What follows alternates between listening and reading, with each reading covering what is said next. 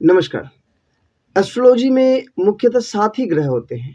राहु और केतु को भी ग्रहों के रूप में जोड़ा जाता है, लेकिन राहु और केतु सही अर्थ में ग्रह नहीं है। अगर ठीक से समझा जाए तो ये 2 अक्ष है, जिसके चारों तरफ आपकी कुंडली का निर्माण होता है।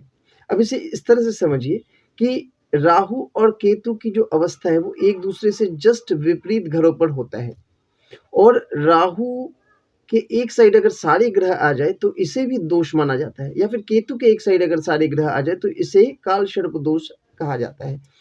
तो आप मानकर चलिए कि राहु और केतु जो है, ये आपकी कुंडली का वो एक्सिस है जो कि निर्धारित करता है कि आपके जीवन का दिशा क्या होगा।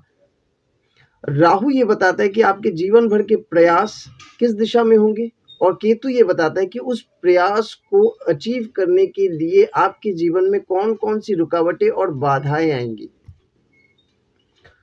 राहु तय करता है कि आप किस दिशा में जीवन भर अपना प्रयास लगाते रहेंगे, और केतु ये तय करता है कि उस प्रयास में आपके लिए विशेष चुनौतियाँ क्या-क्या आने वाली है।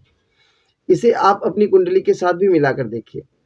मान लीजिए अगर राहु एकादश भाव पे बैठा हुआ है, तो इसका मतलब सीधा और सीधा मतलब ये होता है कि केतु आपके 5वें घर में बैठा हुआ है।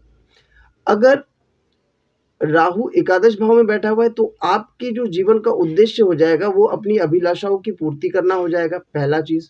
दूसरा कि आप आय, इनकम, इसके लिए प्रयास अथक प्रयास करते रहेंगे, और आपके जीवन का संघर्ष भी इसी विषय में आएगा।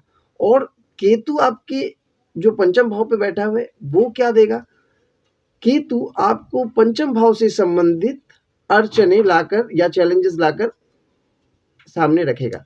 यानी ये चैलेंजेस कौन से होंगे? यानी आपकी विद्या में बाधा आ सकती है, आपकी पॉपुलैरिटी, नाम, फेम में भी बाधा आ सकता है, आपके संतान पक्ष की तरफ से आपको सहयोग नहीं मिल सकता, या संतान का जो व्यवहार है वो आपके मनोरूप नहीं हो सकता है, और आप अधिकतर समय इन्हीं चीज़ों में उलझ कर रह जाएँगे।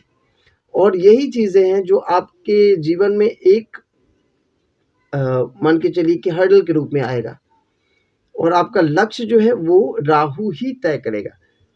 अपनी कुंडली के साथ, अपने दोस्तों की कुंडली के साथ, अपने जाने-पहचाने लोगों की कुंडली के साथ आप इसको मिलाकर देख सकते हैं।